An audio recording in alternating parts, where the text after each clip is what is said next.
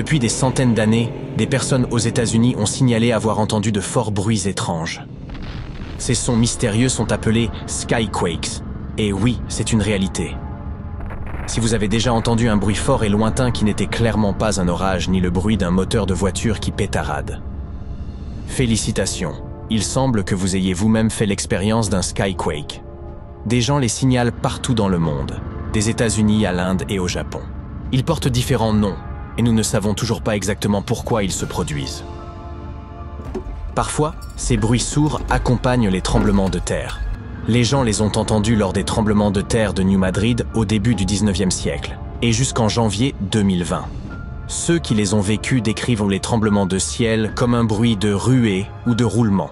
Le célèbre écrivain américain James Fenimore Cooper l'a décrit de manière plus poétique, comme « le lac parlant aux collines environnantes » qui renvoie en réponse précise l'écho de sa voix.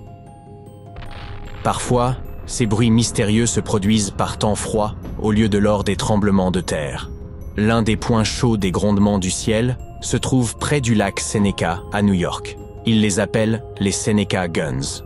Les détonations peuvent être si fortes qu'elles secouent les fenêtres et les portes. En août 1886, après un tremblement de terre à Charleston, les gens ont entendu ces bruits pendant plusieurs semaines, au même moment que les nombreuses répliques du séisme. En 2020, des scientifiques de l'Université de Caroline du Nord ont examiné d'anciens articles de presse, notamment en provenance de la Caroline du Nord, où les gens ont souvent signalé ces sons. Ils espéraient faire correspondre les bruits aux données sismiques, mais ils n'ont trouvé aucun lien entre les sons et les tremblements de terre. Un des chercheurs a déclaré qu'il pense que les bruits se produisent dans l'air et non sous terre. L'équipe a étudié les infrasons, qui sont des bruits à basse fréquence que les humains ne peuvent pas entendre. Ils ont trouvé des signaux durant entre 1 à 10 secondes qui correspondaient au moment où les gens ont signalé avoir entendu les détonations, mais rien n'est certain ici. Certaines personnes pensent que les éruptions solaires, les tsunamis sous-marins ou l'effondrement de grottes sous la mer causent les skyquakes. D'autres croient que les sons proviennent d'avions produisant de puissants bangs soniques. Cependant, cela n'explique pas les anciens enregistrements de skyquakes d'avant l'invention des avions. Certains scientifiques pensent qu'un type de météore, appelé bolide, provoque ces explosions sonores. Ces météores explosent lorsqu'ils pénètrent dans l'atmosphère terrestre. Si cela se produisait au-dessus de nuages épais, le son deviendrait plus fort et se propagerait loin, mais nous ne trouverions rien au sol. Une autre idée est que du gaz pourrait s'échapper du fond de lacs profonds, comme le lac Seneca. Si vous trouvez les résonances du ciel bizarres, laissez-moi vous présenter les arcs-en-ciel de brouillard. Ils sont également connus sous le nom d'arcs-en-ciel blancs, d'arcs-en-ciel fantômes ou d'arcs-en-ciel de nuages. Ils se forment de manière similaire aux arcs-en-ciel colorés réguliers, mais ils sont beaucoup plus larges. Les arcs-en-ciel apparaissent lorsque de grosses gouttes de pluie se trouvent dans le ciel, et vous pouvez toujours les repérer du côté opposé à celui où le soleil brille. Les arcs de brouillard sont créés par de minuscules gouttelettes dans le brouillard, ou les nuages au lieu de grosses gouttes de pluie. Et ils apparaissent également à l'opposé du soleil. Si vous souhaitez voir un arc de brouillard, vous devez le chercher dans un brouillard léger lorsque le soleil est éclatant. Vous pourriez en apercevoir un lorsque le soleil commence à percer le brouillard ou si vous vous trouvez près de l'océan, là où le brouillard se forme souvent. Étant donné que les gouttelettes d'eau dans le brouillard sont très petites, les arcs de brouillard n'ont pas de couleur vive comme les arcs-en-ciel. Ils peuvent même paraître tout blancs ou avoir des couleurs pâles. Pour en trouver un, tournez le dos au soleil et regardez à un angle d'environ 35 à 40 degrés par rapport à l'endroit où se trouve votre ombre. Certains arcs de brouillard sont difficiles à voir au début parce qu'ils se fondent dans la brume, mais une fois que vous les avez repérés, il est facile de les reconnaître. Le prochain phénomène météorologique rare à surveiller est le tonnerre-neige. Vous avez bien deviné, c'est un type particulier d'orage qui se produit pendant une tempête de neige. Contrairement aux orages réguliers qui frappent souvent au printemps et en été, le tonnerre-neige est beaucoup plus rare car il survient lors des tempêtes hivernales les plus fortes, comme les grosses tempêtes de neige, et nécessite en même temps de l'air chaud, ce qui n'est pas une combinaison fréquente. Pour qu'un orage de neige se produise, il faut de l'humidité dans l'air, une certaine instabilité et quelque chose pour soulever l'air, comme des vents ascendants.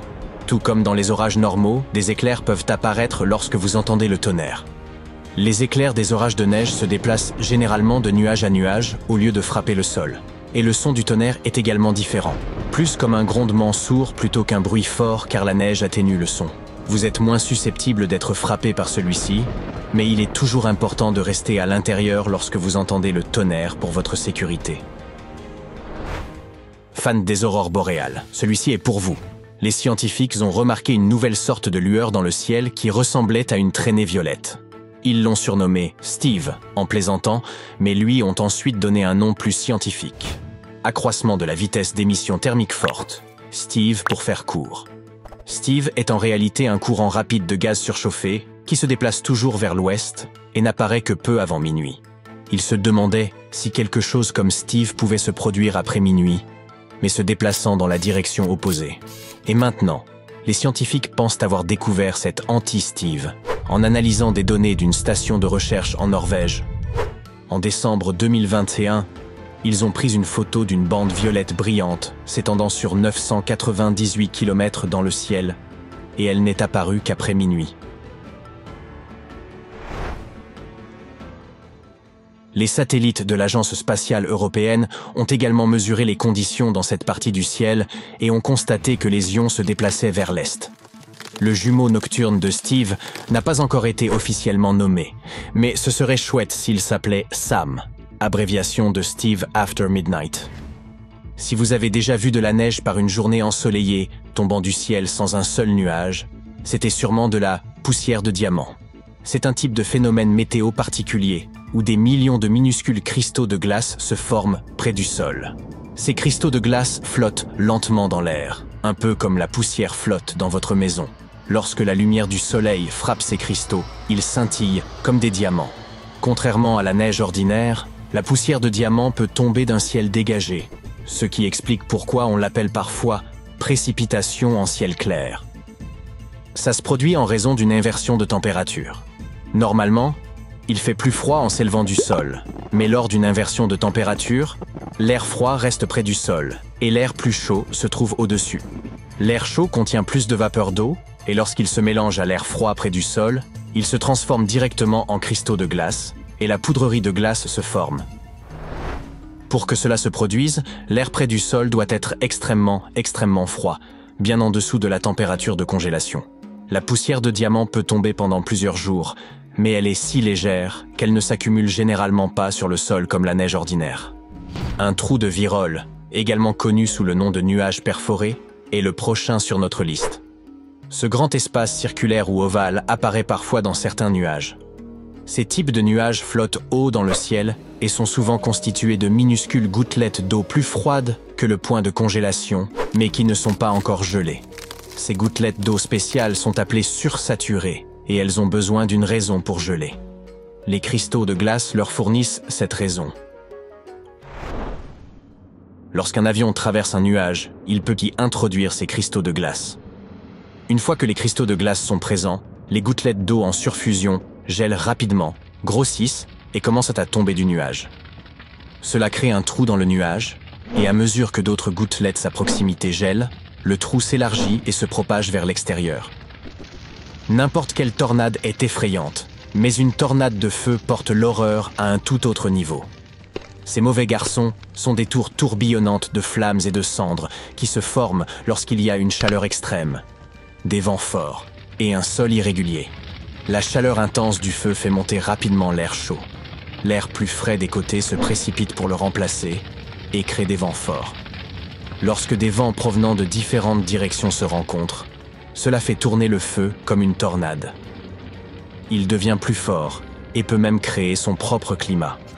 Il aspire les flammes, les cendres, la saleté et tout ce qui se trouve sur son chemin. Les vents peuvent atteindre des vitesses de plus de 225 km/h et ces tornades de feu peuvent durer plus de 20 minutes.